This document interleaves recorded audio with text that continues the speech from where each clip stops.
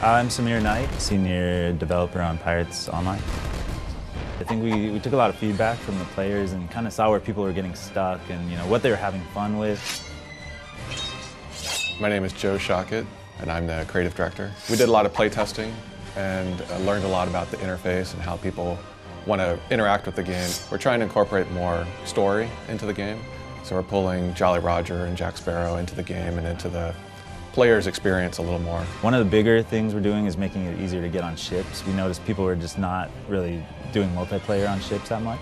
And so one of our focuses is just making that a lot easier to get more people on a ship and just get out there and battle other NPCs and stuff. I think a lot of people will be really excited with our PvP experience, our Pirate vs. Pirate, where you can join with your crew and battle against another crew with swords and cannons and everything. I think the enemies are going to be spookier, the areas are going to look a little bit spookier. It should be more fun. I'm Jason Everett, executive producer of Pirates of the Caribbean Online, and I'm here with Joe Shockett, our lead game designer and overall game development tech guru, and we're going to take you through some of our latest gameplay footage. After playing Beta 1 and doing a lot of play testing, we went back and thought of ways to improve the game. A lot of the things that we came up with were ways to make the interface cleaner, smoother, more efficient for the player.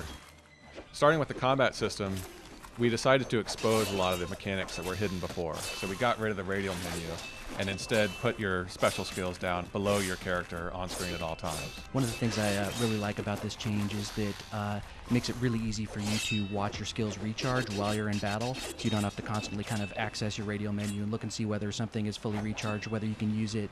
You can get a lot more strategic and kind of tactical while you're battling now. One thing that we exposed more in the new build is the tonic system. We saw from our early gameplay, from playing the game ourselves, that tonics really weren't being used in the first beta. And so we decided to put a hotkey and a button directly on screen in the bottom right. And if you hit that, it'll automatically pick the best tonic for your current situation. And trust me, you really want to use your health tonics. You'll need them. Yes. This really makes the combat system a lot more flexible.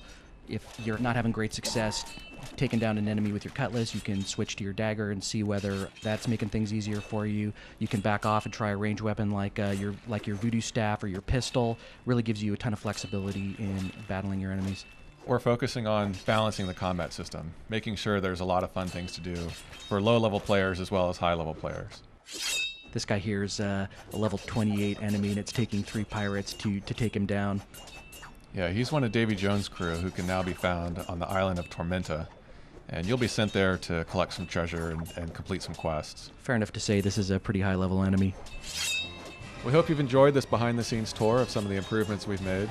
I wish we had time to show you more. We've got new enemies, new areas to attack them in. We have voodoo rituals going on in caves. We have a burning town, sort of an homage to the theme park ride. We've got all kinds of improvements all across the game. We look forward to bringing you back in September when the beta reopens, and look forward to seeing you all in the game later this fall.